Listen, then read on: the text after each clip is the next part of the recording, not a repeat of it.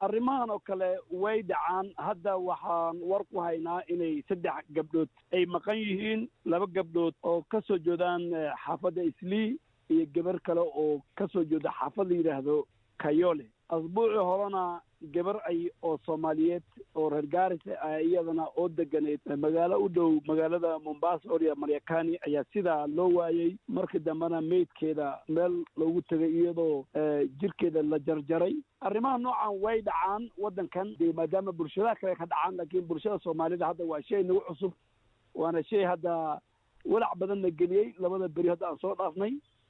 ilaahay waxaan baryaynaa inaan horta aan gabdhaheena ay si nabad ay ku soo noqdaan. waa tahay marka mala xiriirteen hay-adaha amniga qaabilsan maxay idin sheegeen? wallahi hay-adaha amniga qaabilsan khaasatan ninka u weyn qaybta la yidhahda criminal investigation department waan la hadalnay. baaritaan culus ayuu bilaabay, team ayuu bixiyey oo la yidhahdo homicide team ayuu bixiyey oo special team uu bixiyey. akhbaar galatana waan ka sugayaa. baandulaha ciidamada booliskana waan lala hadalnay. xildhibaanka meesha laga soo doortay mudane Yuusuf, ganacsatada Islii guddi bay leeyihiin iyo Soomaalida meel ay ka degan yihiin magaalada Nairobi.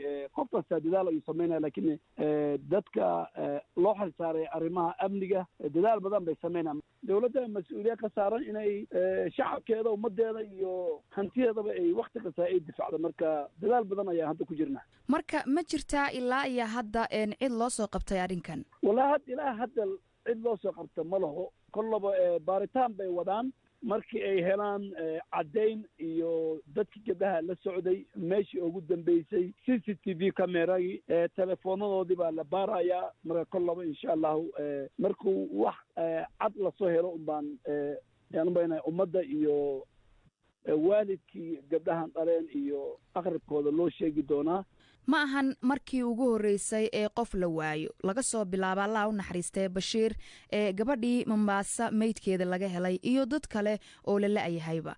ka madax ahaan marka maxaa arrintan Soomaalida ku koobay ma isweydiisan idinku?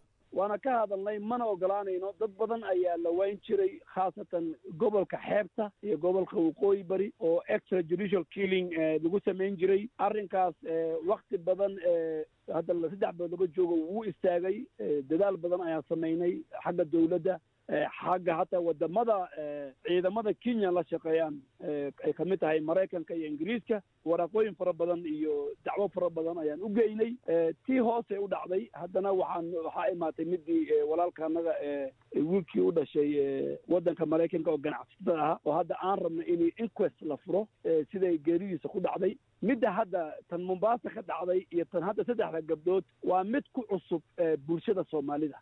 hadda dadkii awal aan ka walac ka bixin jirnay oo la waan jiray raggay ahaan jirin, laakiin hadda 3 gabdhood oo bulshada Soomaalida u dhasheen oo la waa shay cusub ku bulshadayna iyo wadanka Kenya. inta hadda aan xildhibaanahay ilaa dhowr 15 sano. waxa aan hadda ka hadlaynaa waa magaalooyinka Nairobi iyo Mombasa. waqooyi bari qudheeda dad la la'yahay ayaa jira. marka sow nidaam ma jiro oo dadkaasi lagu qaado xitaa haddii ay dhacdo in dacwad loo haysto wallow annaga aanan cidna farta ugu fiiqeen. qof kasta oo wadankan dembi kasta uu galo wuxuu xaq u leeyahay in maxkamadda soo hortaago, in dacwo loo furo, inay maxkamadda wixii caddayn la horgeeyo. dastuurka wadankan ayaa qoraya qof in lala baxo oo la dilo oo meydkiisa meel cidlo lagu tuuro shay waxaa weeye sharciga iyo dastuurka wadankan ogolayn.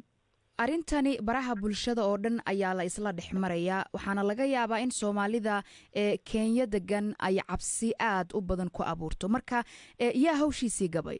ma cabsisay u abuuraysa bulshada. waxaa la rabaa wadankan ay u dhasheen arrimahana bulsho kasta ay ku dhacaan. markuu arrin dhacana waxaa la rabaa bulshada iyo madaxda qaybteeda fara badan inay isku imaato oo la weydiiyo arrinkan suu ahaa. arrinka horta waa in la ogaado gabdhahan maxaa loola baxay, gabdhahan maxaa loo la'yahay. laakiin qof meeshiisa gabay ma aha. day noqoto yaa gabay waalidkaa soo gelaya, aqrabkaa soo gelaya, madaxdaa soo gelaysa. markuu arrin noocan oo kala dhaco dadka laga filaya inay ummadda u horseedaan waa madaxda oo anaan ka mid ahay.